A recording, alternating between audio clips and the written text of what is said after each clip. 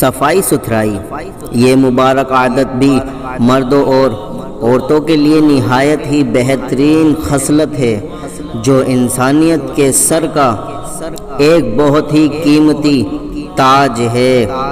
امیری ہو یا فقیری، ہر حال میں صفائی اور ستھرائی انسان کے وقار اور شرف کا آئینہ دار اور محبوب پروردگار ہے۔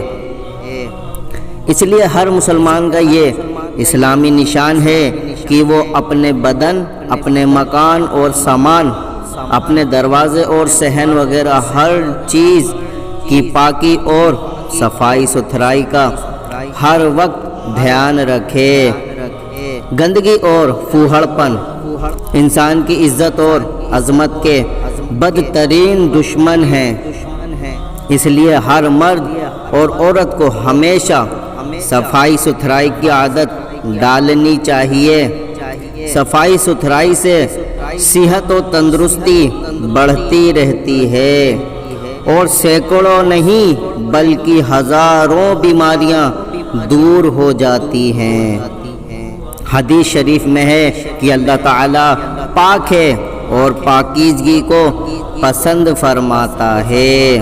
رسول اللہ صلی اللہ تعالی علیہ وسلم کو پھوہڑ اور میلے کچیلے رہنے والے لوگوں سے بے حد نفرت تھی، چنانچہ آپ صلی اللہ تعالی علیہ وسلم اپنے صحابہ اکرام علیہم الرضوان کو ہمیشہ صفائی ستھرائی کا حکم دیتے رہتے اور اس کی تاکید فرماتے تھے۔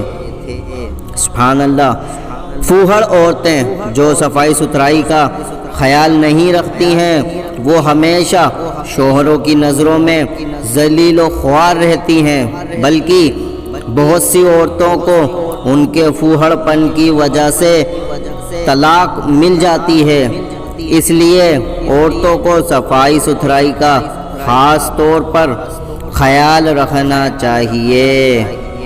اسلامی معلومات کے لیے سبسکرائب کیجیے، ہماری لیٹسٹ ویڈیو کے لیے بیل آئیکن پریس کیجیے۔